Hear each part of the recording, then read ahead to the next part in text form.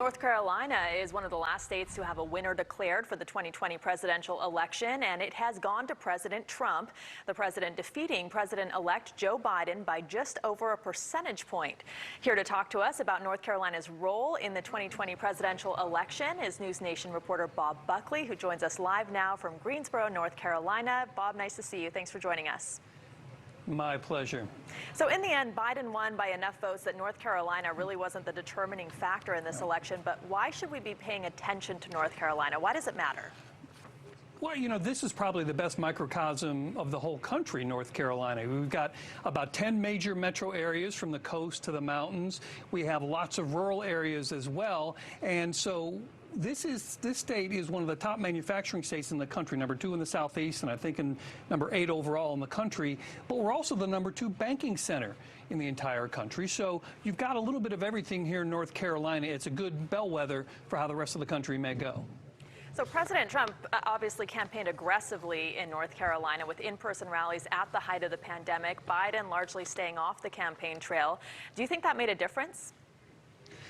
Probably not. I mean, this election had everyone decided before they went in for the most part. So it really was about getting your voters who were already decided to the polls. The rallies, too, help with those somewhat. But really, the reason that North Carolina didn't flip and Georgia did, like you just talked to Ben Singer about, was where the people are. So Georgia and North Carolina both had a lot of new residents over the last 10 years, 2.5 million in Georgia. But 2 million of those 2.5 million in Georgia live in the Atlanta metro area. Joe Biden did better in the metro areas in North Carolina, for example, than Hillary Clinton did 4 years ago.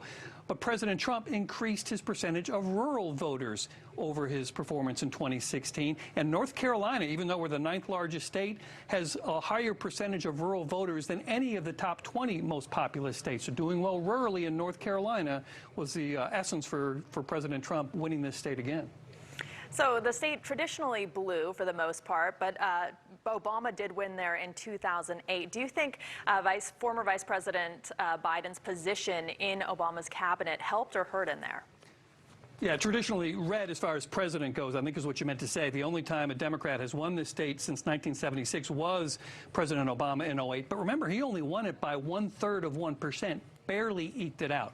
So the difference, though, where it helped Joe Biden is that you talk to a lot of African Americans, and the fact that Joe Biden, it's not just that he was President Obama's vice president, it was the way he did that job. He never tried to upstage President Obama. As the first African American president, they were sensitive to how President Obama was treated, and they feel Joe Biden served him very well in the proper tenor as the vice president. That meant a lot to people. I've talked to people who were not Obama supporters in the African American community, but they still respected the way Joe Biden did his role as vice president.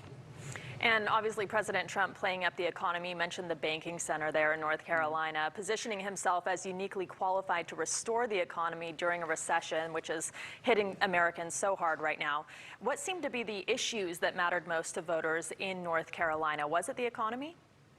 The economy is probably number 1, but that's true in pretty much every state. And as you mentioned, we're a manufacturing and a banking state, and so the economy may be a little more acute there. But there are a lot of little issues that sort of went under the radar. For example, the African-American community, particularly in the northeastern part of the state, abortion's a big issue with them. They're very much pro-life. And President Trump made big inroads in that group up there and got a lot of votes that the Democrats thought they would end up winning. And the Lumbee Indian tribe, they're not big, but they're an essential vote in this state. Both parties have been courting them beyond belief, really, for the last 20 years or so. And President Trump made a big effort with the Lumbee Indians. They turned out pretty high for him as well. So he won by less than 100,000 votes in this state. But those two sectors may have been enough to put him over the top. All right, Bob Buckley, thank you for your insight. You bet.